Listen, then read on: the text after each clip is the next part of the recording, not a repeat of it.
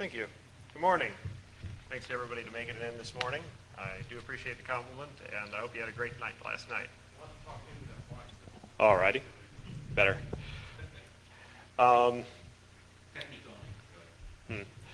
The talk today is obviously incident response, whether it's 100 or 101. Depends how much detail we want to go into and how many questions you have for me. If anybody has any questions about the dog, this is a convention I went to last year held coincidentally in rooms 23 and 23B down in San Diego. Anyway, this is from across the street with a zoom lens, and I was really happy to get anything at all, let alone a dog dancing in the water. So, sorry. Wow.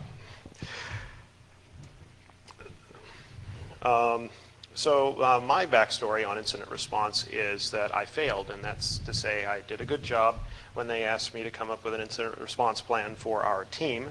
My background is our team is governance and security. We take on some operational roles, and do just about everything else that needs to be done in a corporation. It's a specialty group. We've got a lot of skill sets in our group, but it's a very small group. I did a good job preparing the incident response plan for our team, and now it's the corporate incident response plan. Be careful what you do well. Yeah, now I get to make up scenarios, so all those years of playing Dungeons and Dragons as the GM makes me the guy who comes up with all the scenarios to run the whole corporation. You never thought that would have come in handy. So I thought that this would be a good talk. Amongst those I listed, as was picked out, hey, this would be a good one for our audience, since a lot of you have done well in corporations and are now asked to do more. And I am hoping, as you're moving up and proving your worth to corporations, that this does help you. That's my intent. This is a process of discovery for me. I've taken and built on the shoulder of giants, as I hope is a reasonable approach.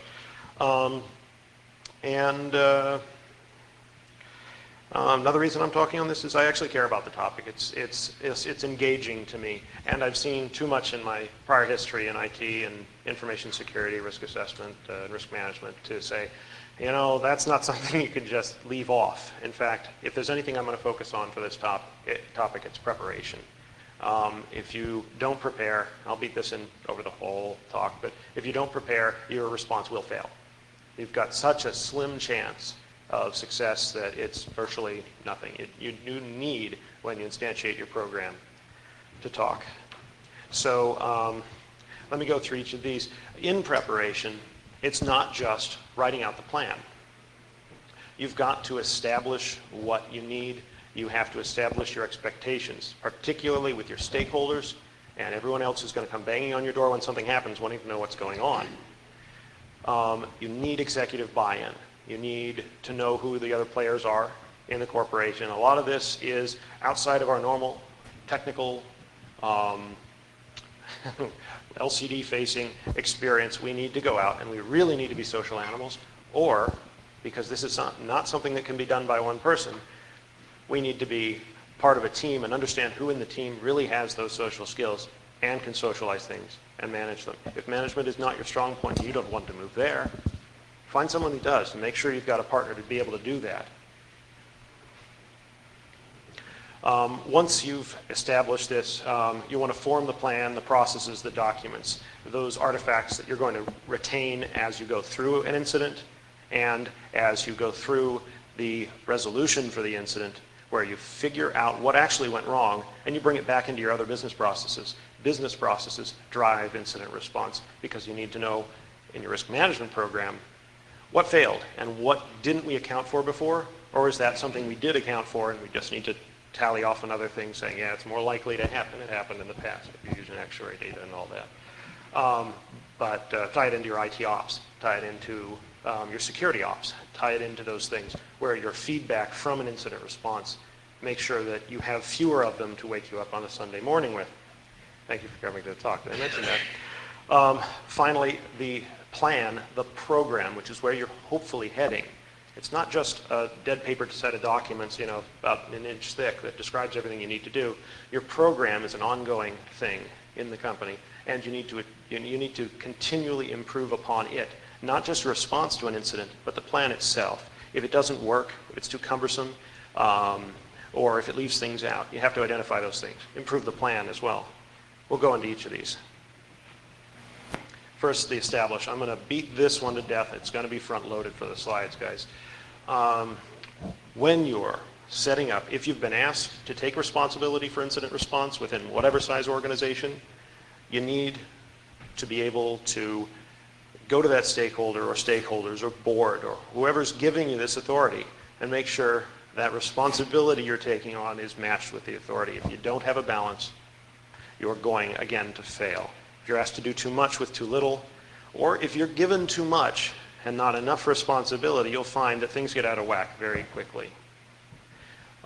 You need to set expectations with your stakeholders, and this is before anything else comes up. And you need to iron out the details. First, I realize I need to step back a second. This talk is how to establish or build upon incident response when you're the one or within the group taking responsibility for that. I won't go into technical detail. There is no technical detail in the talk. There is my experiences setting this up. I'll go into very lightly the actual procedures you might use, but I won't be detailing them. You'll need to tailor those to your organization and to the needs you have as a group and the resources you've been given, which ties back into this initial preparation. You need to be able to understand what it is you have. Are you going to be given a budget? Are you going to be directly managing a team or a member of a large team, a small team? No team at all. Will you be pulling responders and subject matter experts out of your IT, your security, your HR, and all the other groups that help in a response?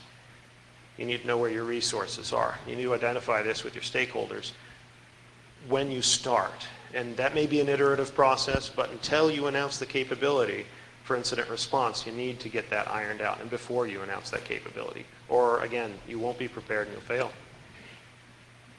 The expectations go both ways. It's very important not only to say, what are you giving me, but identify proactively, which will really help build this relationship with your sponsors, what you're giving back. When we have an incident, you're going to know within 10 minutes what we know, and once we've fixed or once we've contained the problem, you're going to know that. You're going to know every stage along the way, and once we're done, you're going to get a summary report that you can read and understand. That's, oh yeah. I think the comment from the audience was, you're going to need a budget, you're going to know what it's coming back out. Yeah, that final report needs to include the impact from the incident and the costs you expended under the authority you were given to drive the incident response. So they're going to want to know what the impact is. They might even ask for the unreasonable, in my opinion, which is an estimation of what it would have happened if you didn't respond, which is a guess, to say politely. But all of these sort of things you may need to know who in your team has good skills with the books, estimating risk and responsibility, estimating costs financially. With the executives, they also really need to have that feedback, bring to them hopefully without them having to ask, both setting the expectation and delivering as you get into this, what they're going to receive. You will build a much stronger relationship and you'll be able to do your job. Because once they start having to micromanage again, you'll have too few resources to deal with the guy on your back as well as the incident in front of you.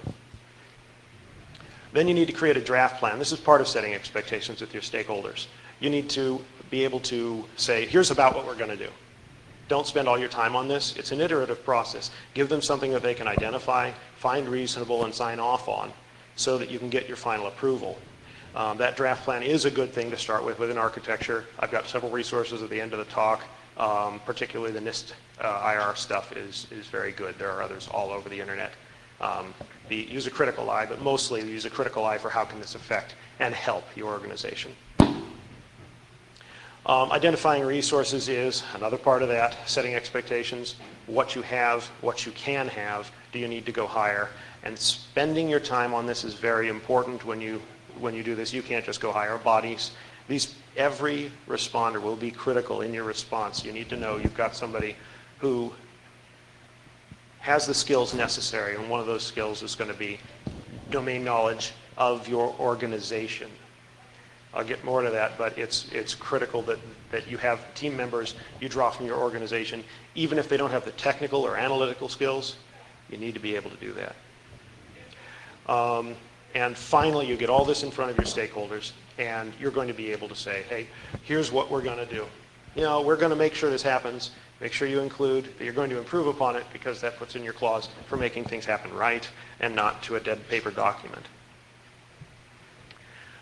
Here's where I'll go in and take questions for, okay, we'll start with that. Just real quick, I think in the last one you were missing one crucial step. All right. Which is defining what an incident in your organization actually is. Very good question. Question was, how do you define incidents within your organization?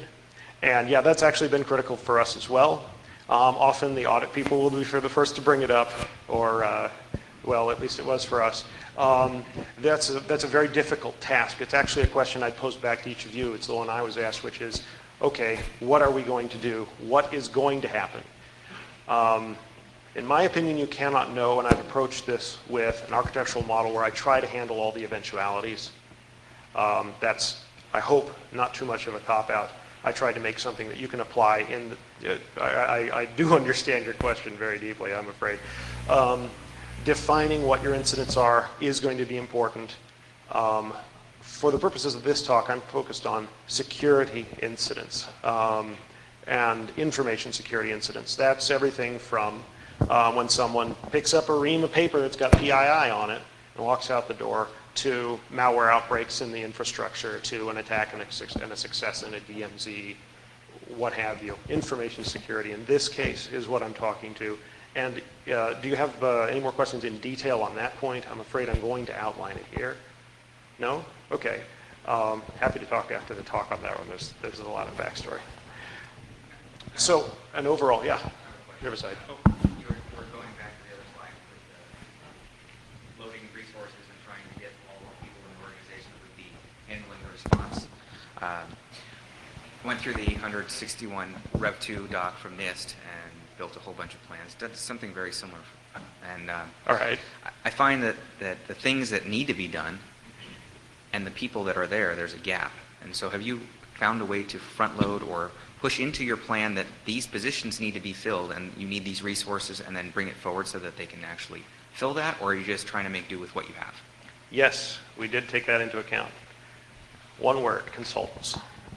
I'll get into it when we get more into the resources, but if, as part of setting your expectations, you need to establish where you'll need consultants.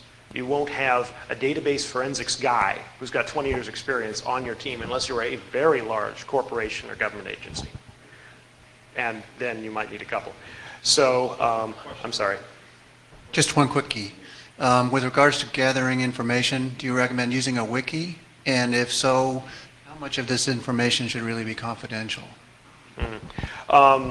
Your incident response plan and overall architecture shouldn't necessarily be confidential. When you're handling an incident, you actually do need to operate on a need-to-know basis.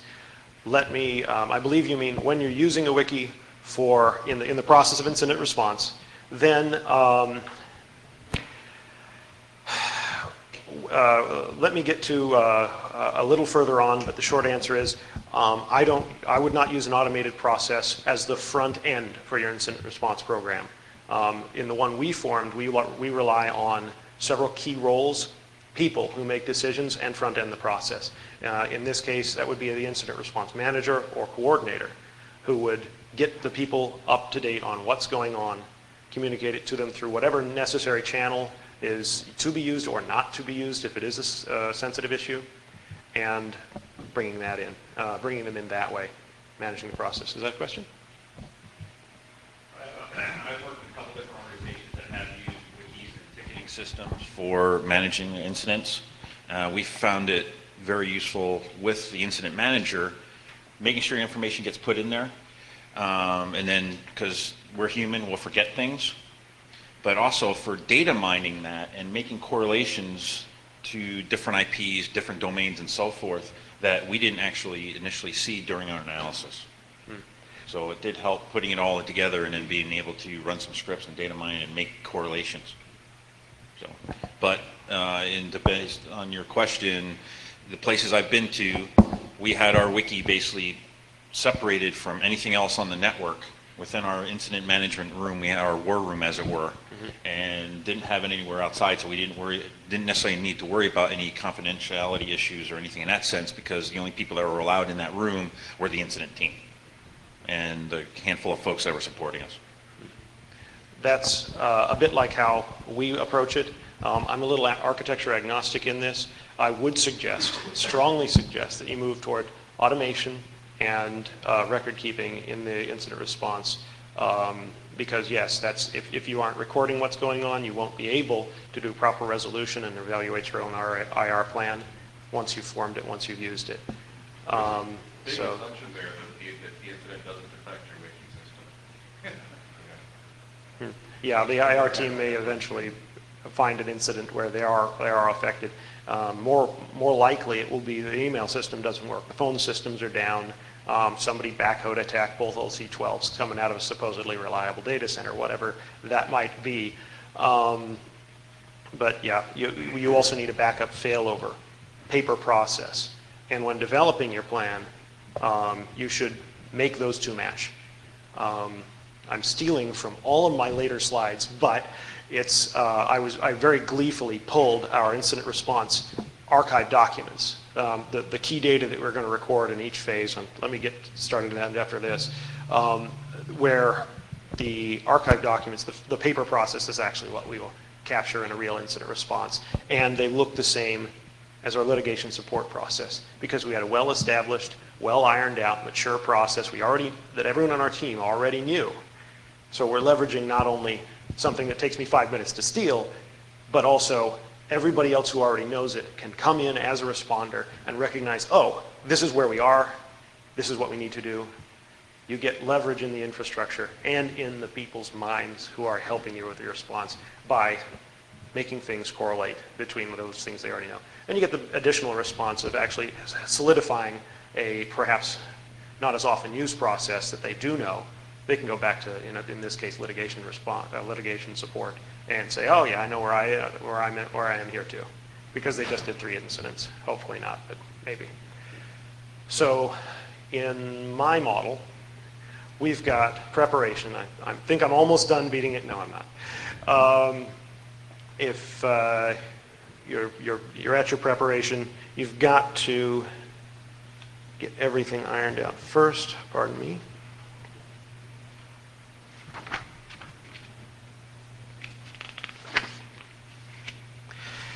Triage is a term I'm not terribly happy with. It comes from the necessity to establish those who are going to die anyway, those who are dying who you can save, and those who aren't going to die, but we use it. It's not really completely a good analog to what's going on, but you need to identify first when you're going into your incident response, is this an incident or is this another operational issue that the trouble ticketing system is going to handle and get ironed out by IT ops, physical ops, whoever you, or whatever the incident is going to, the issue is going to be handled by. It has to be fast. You have to identify who's going to do it, who the question is asked to, and how you do all the communication up to that person or that role when it comes up. Is it a security issue? Is it a security incident? Because at that point, you also have to take it, behind the curtain and say, okay, yeah, we'll fix it. Don't worry. Shut up, please. We'll take care of the problem. Containment is your first real phase. This is this triage, containment, and triage and containment are the emergency phases. This is when you're scrambling to understand the problem, communicate what you know, and containing the incident, stopping whatever badness is happening from becoming more bad, because badness is bad. You need to do whatever it is that you need to get done here. Again, I can handle a couple of hypotheticals if you like, but it's limiting the scope of the impact at hand, the bad things that are going on. With each of these phases, you've got it, they all address a very specific need, and you have to continue to work towards that need before you move on. If you don't, you may end up botching your response. For containment, can we get to a point where this is no longer a direct and imminent or or ongoing threat to the organization, systems, infrastructure, people, what have you. Once you've got containment handled, we move on to response. Here's where you take a considered approach. When you've got the time to sit back, give your staff time, 8 hours to sleep, come back in and say, what really went wrong here? Is it that our firewall rules were misconfigured and the stuff just walked right in the front door? Is it somebody walked right in a front door with a USB thumb drive? Or whatever the problem may have been, fix your infrastructure. The impact may be measured in financial terms. Your fix may be measured in changes to business process or recommendations to do the same. It's the time where you take and say, here's what we've got. Here's what really caused it. You may come up with a root cause analysis at this point. You may do that later in resolution. But the response is, how do we fix this? And that may end up spinning up a project to do so. Identify with the proper groups where you need to go from here to fix this once you've already contained the problem. The overall resolution is once you've resolved the issue, you do need to approach and discuss the overall problem. If you've got poor management controls on changes and your change management process is actually faulty, you need to go and identify that, not necessarily fix it. When you're talking about the core issues, you're usually talking about an expansion of scope that's well beyond what you may be chartered for incident response. You're not responding to the incident anymore, but you are describing its cause. And that is as important as containing it often because you'll be containing it for all future incidents. You need to be able to communicate that not just to your stakeholders, not just to the people who have sponsored you, but to the impacted parties so they know, hey, you're doing your job.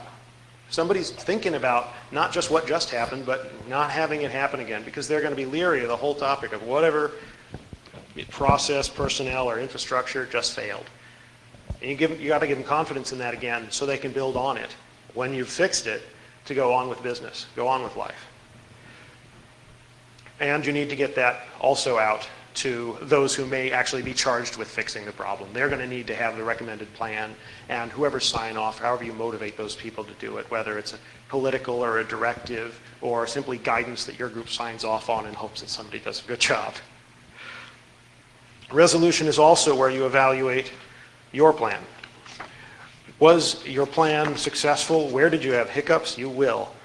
The most mistakes will happen in an incident response, even a well-prepared one, because people are woken up at 3 a.m. and on the phone and they don't recognize the person's voice. They think it's Chuck and not Harry. They go off and do something that doesn't make much sense. They may even add to the problem. Even with well-intentioned, well-established, and mature plans, you're going to have a lot of mistakes. You have to record them. And it shouldn't be held as an indictment against those responders, those subject matter experts, those members of your team or outside of your team. But you've got to be able to record these things and you've got to be able to communicate them clearly. If that means limiting the scope or passing off drafts, or requests for comments throughout your organization when you do your resolution summary and detailed reports, depending on what you need, you've got to be able to communicate those things to the people who need to hear it first. And maybe it doesn't go in the final report, maybe it does, but you've got to communicate through that. If it's an informal means of doing that, that works too, but it really is a requirement there. You've got to be able to fix your own process.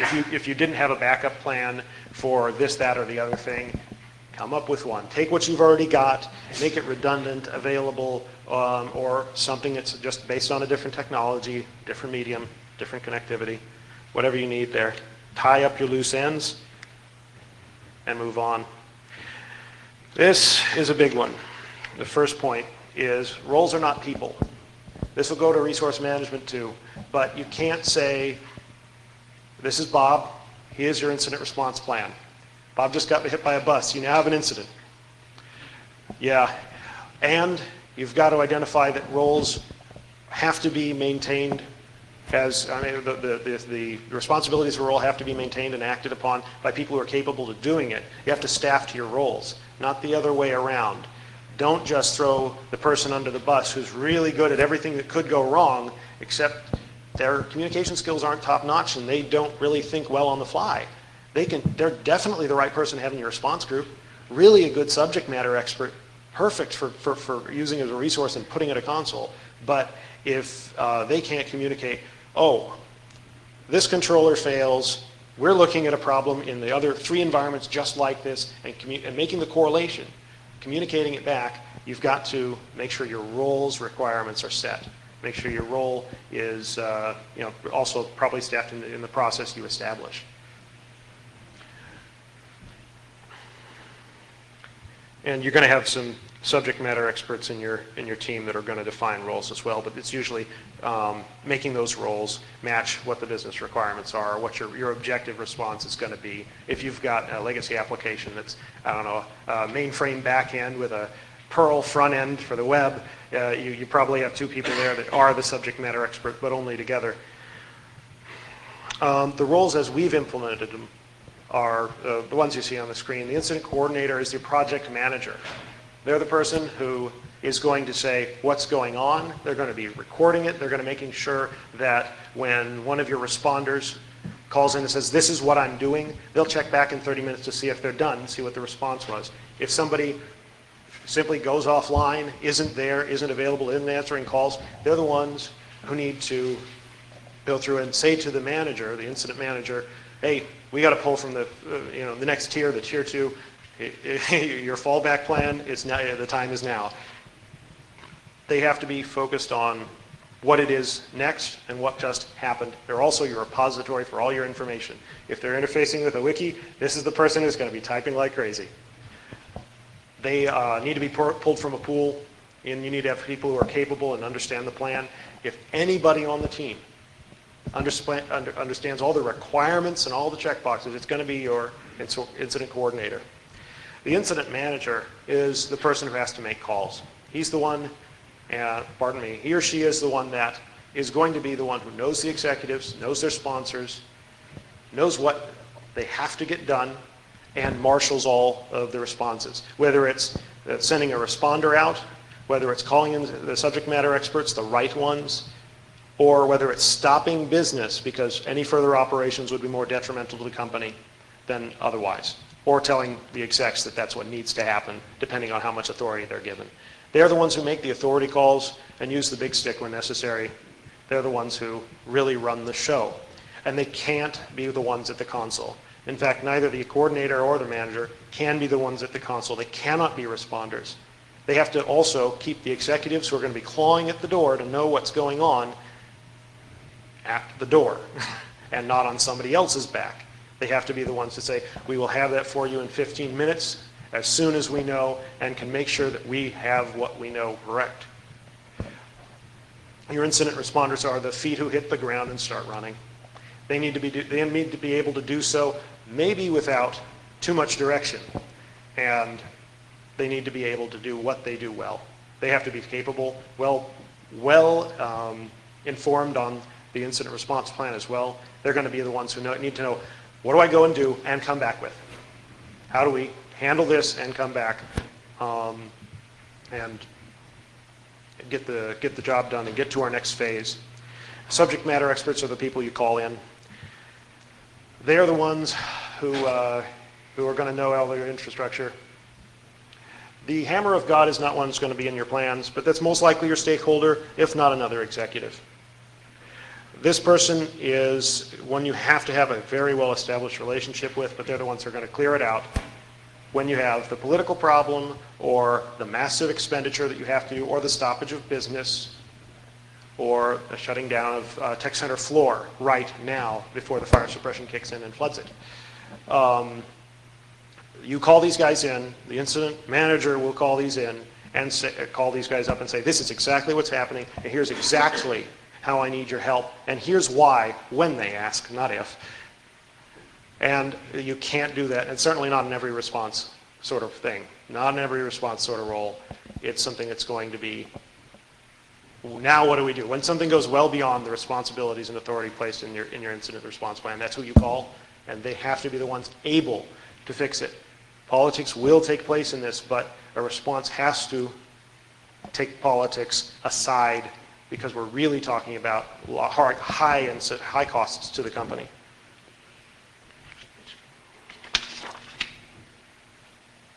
And that leads right into resource management. I've mentioned enough.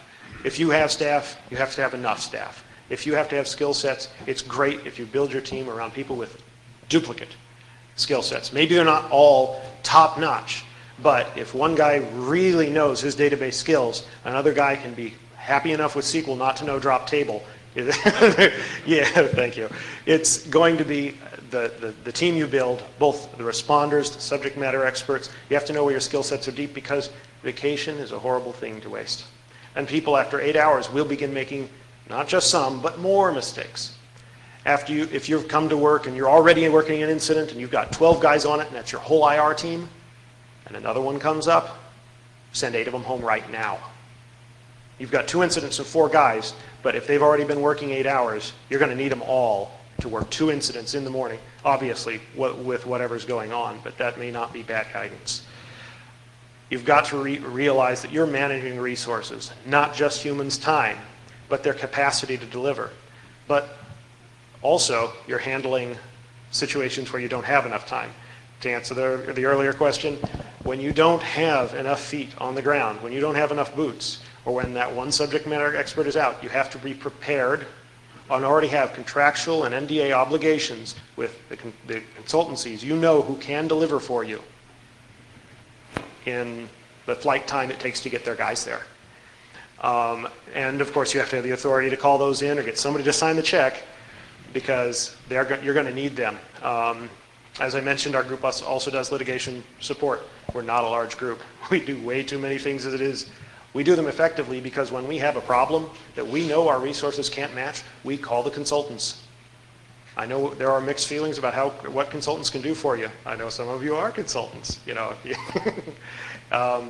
if you have something you do really well, let me know. It's that you need to be able to call those people and get them where they need to be as soon as possible, and you already have to have those roles, those relationships established. Budget is obviously resource management. IR budget, just like you can't predict when the next incident will happen. Statisticians might say you can do it it will happen twice in the next 6 months. Good luck with those sort of gambles. There's another convention coming up. It's in Vegas.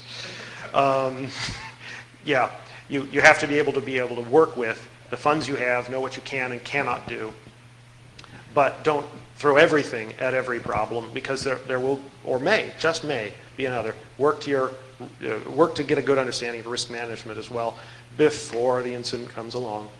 Time is a resource. Manage it well. It's not just about driving to containment. Of course, that's it. But if at the end of the day everyone goes home, you've got a 5x8 shop, and the incident effectively stops mitigation, and you've got 2 of them going on, pull support from one. If it's not going to happen, if you're at or near containment, or just need a few more hours, get it done when it needs to be. If all your SMEs are going to go home anyway, sometimes you don't have the authority to compel. Use that sort of time management as well, calendar time as well as humans time. What's up? Regarding budget, if you have a limited budget, where do you see the most bang for the buck? What would you spend the most money on in your IR plan, or with resource in mind? Is this a softball, Riverside? It's preparation. Establish first where you can, and you will absolutely need the capabilities to go after something in the future. In incident response is one of the few times I really do believe that it's easier to ask forgiveness than permission. And if the company understands that this is an incident and they already know you're resource constrained, you may already have or work out the authority to do that. You do need some in reserve. Usually you want to leave it in reserve and mark it for contract. That's what I'd recommend. But by the way, for the audience, I am not the director of our group. I don't sign checks. I don't authorize them. I'm trying to come up with a model and recommend it to that person. So the question may not be fully recognized by my experience. Work within your management team, or if you are management, use your best judgment. I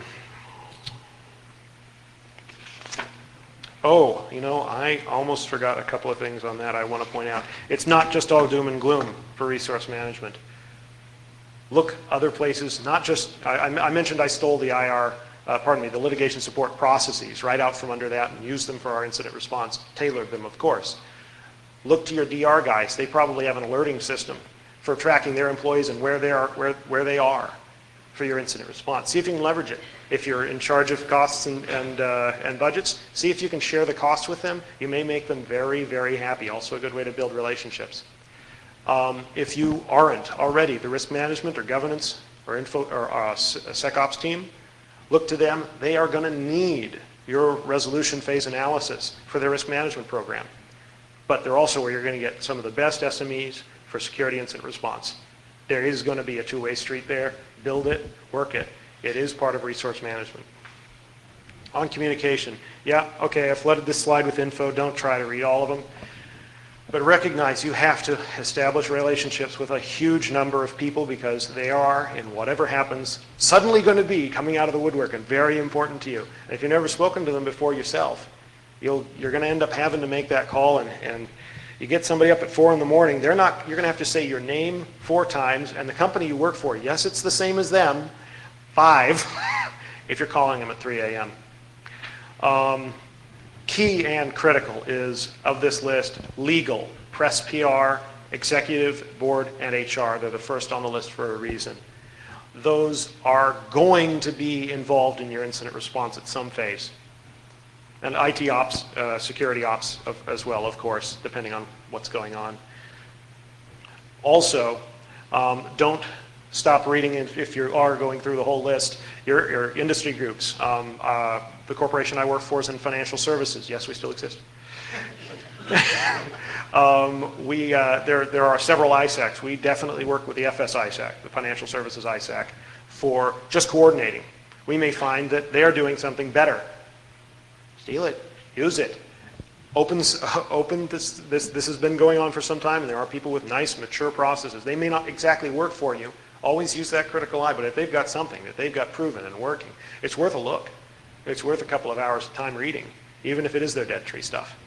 And of course, the consulting companies. I think I'm almost done beating up on that one. Communication is one thing. Not communicating is another very important variable. When you identify a security incident, somebody's going to get fired. Somebody's going to lose their job, be demoted, be written up. Somebody may go to jail. You need to control who gets access to what's going on. That's in our plan anyway, that's the role of the incident manager and the incident coordinators and the executives who will probably be interested as to what's going on there. You need to operate on need to know, and people need to understand that. When you socialize this, they need to understand when it's a security incident, it goes to this group, and you don't have to worry about it anymore. Heck, sell it as a positive if you can. Once it goes into security incident response, it's need to know, and you need to have the well-established processes out, not just to those inside your group. The incident responders are already going to know this. It should be intuitive to them, but to the subject matter experts, they don't go home and tell their drinking buddies, who are also all coworkers, about what happened today at the office. And that's during your training and your testing. I use a maturity model to drive this out. Testing is key for us anyway. We go through twice yearly or once quarterly, depending, our incident response plans. I come up with scenarios now. I mentioned the DMing. It's got to be intrinsic and founded in the response. Question? What's your opinion on sharing an actual incident information with various other incident responders who are on the same team but may not have been actively working on that specific incident? Depends on the issue. That's an easy one. That's a call. If it isn't directly relevant to them as to what happened, but it's definitely part of the learning process. So within the team, at least for us, and financial services and all that sort of thing, we do things differently than government. We don't have too many Chinese walls. Yeah, I would share it. I might not share details. I might redact names. I say, hey, here we're going to go through our semi-monthly upgrade to the incident response plan, and here's the things we're doing differently, and here's why, but we don't go into why. That's how I'd handle it. If it's sensitive, it needs to be, taken care of. Done a good job of just identifying who does need to know. They definitely need to know what happened in an incident, and you've got to have a lot of trust in your IR team. So I would share it. I might redact names. Short answer. Okay, thanks. Cool. The last one I have on here is don't idly chat. You need that time anyway. That should be obvious. But chatting around the water cooler is not a good idea. Keep it to the offices and keep that information under wraps because you're going to need it. I'll give you an example. You have to know those people out in the field that you're dealing with, and they have to know that expectation. At one point, we had an incident to deal with, and I had to ask that a particular systems administrator go out, pull these 3 systems, hard drives, pack them up that day, FedEx them overnight. Pretty simple. We do that on occasion. And he seemed somehow reticent. I was talking to him on the phone and I said, okay, well, we need to get this done. He's like, why? Well, I can't really discuss the matter with you. I do need to see those things done. We've got the approval. We've notified the IT director, the IT manager. You're the direct report. This is how it works. He's like, well, one's my wife. Yeah, you're going to get hit with stuff like that, and I don't really know if there is a good way to handle the situation at that point. But it's going to happen, and you need to be sensitive to it. I don't know if it was discussed, and luckily for us, actually the confidentiality in that situation turned out not to be important, which was a great relief. But you've got to be very careful with how you communicate, both as widely as necessary and as tightly as needed. I'm sorry, question? Even to expand also on your point, even some... Thanks. To expand on your point, even with some managers, you have to be very careful. Oh, definitely. With what you tell them. The Definitely. benchmark on the individual who asked the question earlier, in our incident management process, we have what we call a hot wash. So after the end of it, for some of our bigger incidents, we'll get people together and give them a briefing, and we'll clean it up so that it doesn't mention people's names, server names, IP addresses, or anything like that, but it just kind of give them the whole overview of this is what happened, this is why it happened, and this is the steps we need to take to prevent it from happening in the future. I'd agree, and I'd even add to your briefing, you might want to include where things shouldn't be discussed. These are legal matters at this point. And usually, if you say this is a legal or HR matter, managers know their ass is on the line if they do discuss it, at least in those circles in which I work. So I mentioned a maturity model. There are many out there. I use this one, 5 steps, 10 steps, 3 steps. Simple is not a bad thing. Informal, that's where you are now if you don't know. If you don't know, you are that guy. Don't be that guy. That guy is the regulators write up on their reports. You get fired. If it's your responsibility to do incident response, that's it. You don't want to be that guy. It's not really all that funny. Documented is the dead tree approach. The war on trees continues. That's where you come up with it, you print it out, you maybe put it on a website and say, these are policy documents, here's the incident response plan. No one reads it, everyone signs off on it blindly. You have to go there first though. Iron it out, get it set in a format where you can make changes, because you will. You absolutely will. It'll be too general, too specific, not handle all of the situations you had in mind when you outlined it. Established is where you're really actually using it.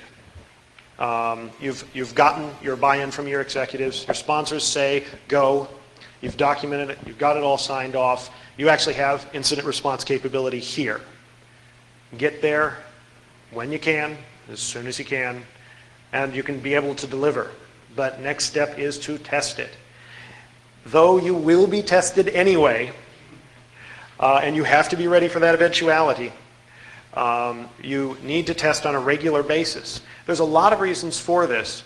Your staff and this wonderfully deep set of dedicated incident response team you have at your command, you lucky bastards, is going to need rotation.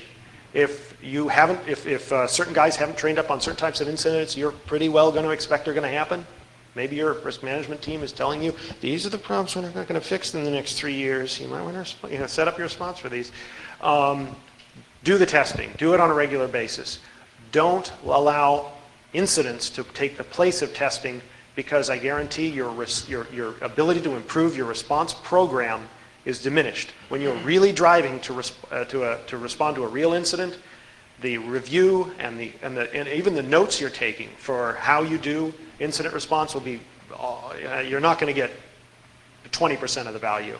When you're doing a test, that's where you get a lot of that value. And that's how you make sure the next incident that you're prepared for it. You will be tested under fire. You don't want to always be tested under fire, because you won't know. Everyone will literally have their nose in the mud, dragging a trench, until they know how high they can get up the ground and move a lot faster to the destination. Integrated. Your wiki, your workflow process, the things that can bring this in and save you time. Yes, it is any automation is a crutch when it goes away, but for those incidents that don't affect your group, this is going to save you time, make you more effective, make you better to do standard delivery.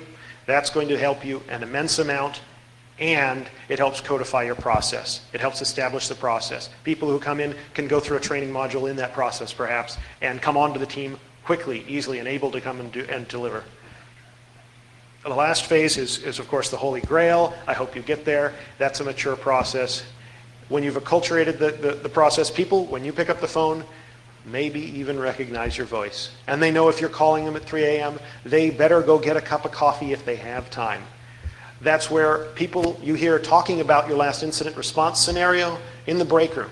Not just the break room for your team, but like in that floor's break room.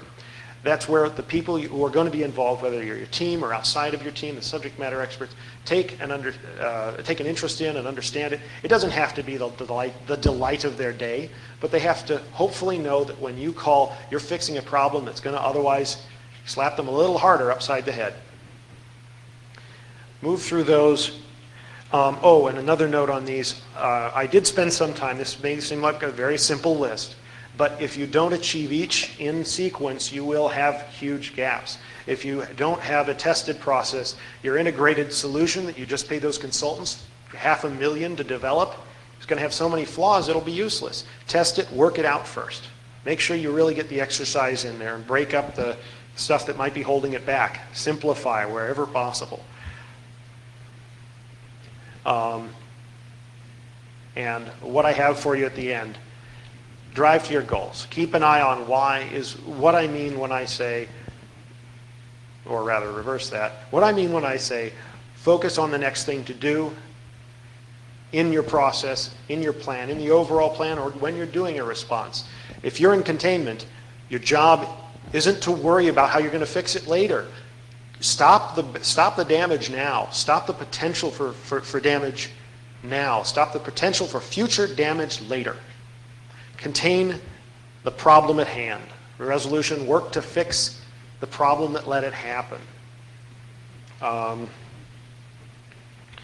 going through this because I memorized it, but then I have a couple that I'd say, oh, that was a good point. What was it again?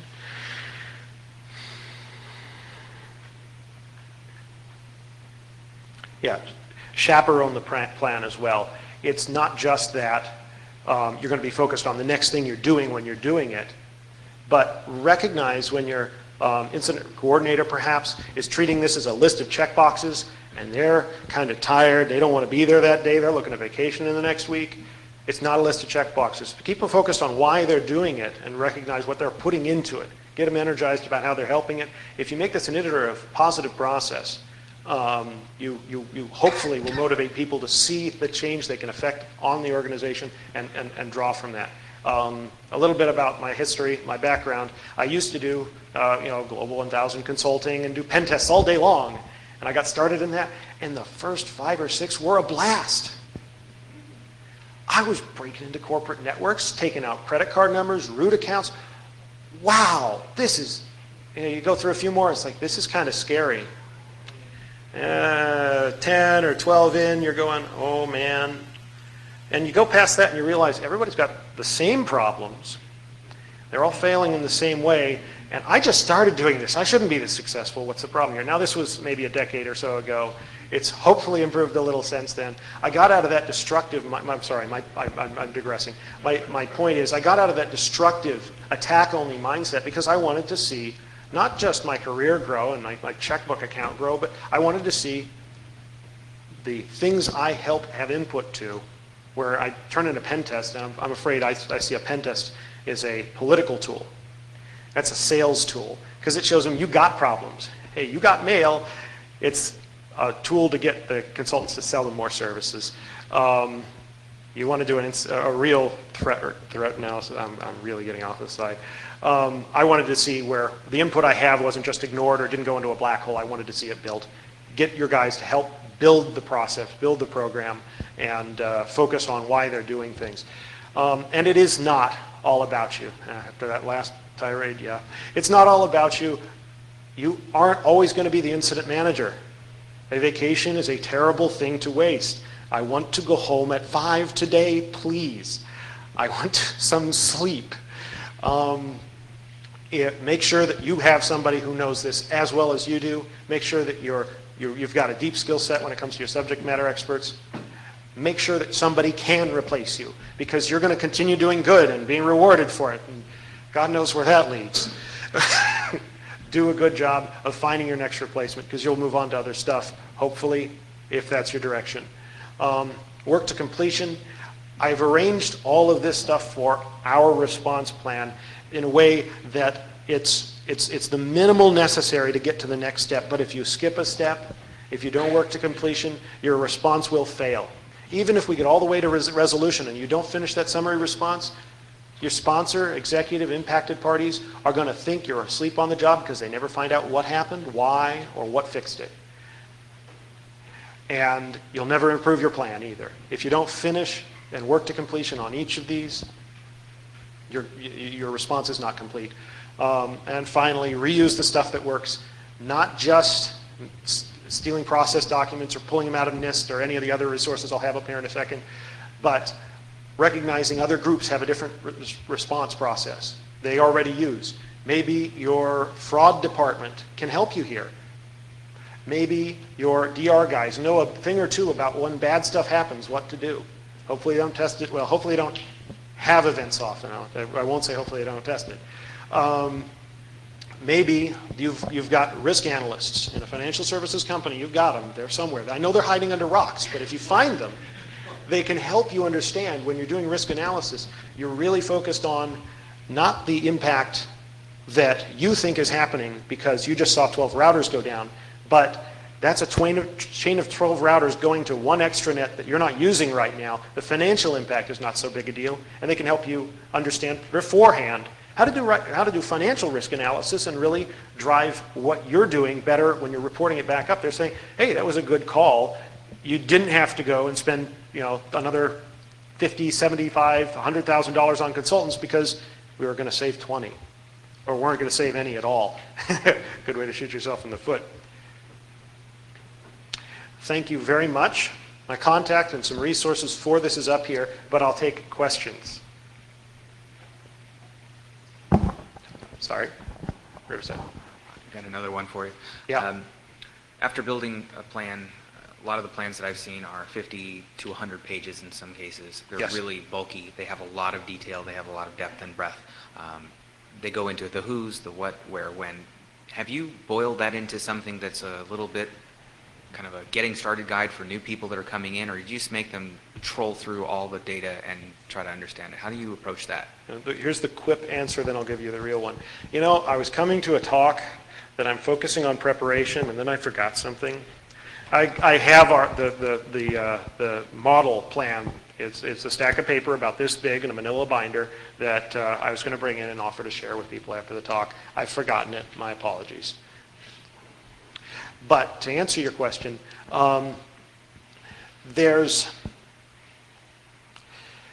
it depends on who you're bringing in to answer the question specifically. If they're an incident responder, it's their job to sit down for the next 8 hours, however long it takes them, to become really familiar with that plan, because that is their job. If you're talking about subject matter experts, it's probably a good idea first not to come up with a plan you think is too involved. If you are the one who's got responsibility for incident response in your corporation and that plan doesn't fit the need, it's the wrong plan. Or if it does fit the need, but not for every subject matter experts, come up with just a list of the stuff they need to know and make that their training package or familiarity program or thing they get a gold star on at the end of the week when they sign off of it and do a quick test on the wiki. Whatever it is, make sure it fits their needs. There's a lot of work to be done in fitting needs here. All of this preparation pays off. It's 80% of the benefit. It's 50% of the work. It's 80% of the benefit. And I measure that by financial, by the way. Your response is going to cost a lot of money. Your preparation is going to cost a lot of money. It's worth it in the preparation phase, to your previous question. And you had a question too? So when your list of all the people you needed to help coordinate with and get in together with your plan, you only listed internal folks. Largely, yes. Building relationships with a multitude of external agencies, if you're talking about local law enforcement or this sort of thing, first is unlikely to be your task. Even if you are the person in charge of incident response in your corporation, you are probably not going to be given the authority, unless you build it over years in respect from your sponsors, to directly contact law enforcement. It'll be a lawyer's job to make that call. You make a summary to them, and maybe it's chief counsel, maybe it's the HR counsel, maybe it's your chief compliance officer. They're going to be the ones who say, okay, your local contact for the FBI is agent so-and-so in so-and-so. It depends on your organization and what... If you're already the government, I don't have the experience to speak to the question. Sure. So to help hedge yourself, if you are in a .com world, getting involved with InfraGard and getting to know these guys will help you immensely when you are dealing with an incident at 3 in the morning and Agent Bob Smith comes in. You already know him from last 6-8 months. It works to your favor in coordinating and working these sort of stuff out than Agent Bob Smith walking in, taking your server and walking out. I don't quite agree here based on some experience. Let me lay it out for you. I know of a situation, not necessarily in the company in which I work, where someone did have a very good relationship with a local PD, and they had a guy who was absolutely gunning, great guy, wanted to do digital forensics. He stepped all over the FBI, took a server, and ruined the chain of custody. I understand. But my point is, the call wasn't made at the incident responder level. It was not made by a lawyer. It wasn't made by somebody who's saying, that might not be a good idea, don't come in here. The call was made by, if I remember correctly, local business management who really weren't empowered to make that level of decision. And it botched chain of custody and really caused a lot of problems there. So my guess is that they didn't follow their incident management plan. Yes, or whatever was established in proper process. It's the example I have. It doesn't perfectly match the question you've posed. I recognize that. But yes, definitely, where you can build those relationships, for my purposes, for our corporation, we had, I think it would be more cost than it was benefiting us because we happen to be nationwide, we're brick and mortar, and I would have to know the contacts for every FBI office, very resource cost, low return. So that particular question, since you don't want law to govern what you don't do in these cases, but more informally, there's a lot of value in knowing your local FBI guys. I found that in Seattle, they'll talk to you about hypotheticals, so you know what's involved before you formally call them in. Okay. And that's part of building a relationship and knowing who they are and knowing what the impact is going to be of making this a criminal case rather than just an incident. Yeah. To my experience, the regulatory side and all the different regulatory bodies are significantly disjoint from the response side with local federal law enforcement. There's not much correlation. Question? Yeah, so you actually mentioned it a couple times in passing, but I think it's something that's very key. Training. Yes.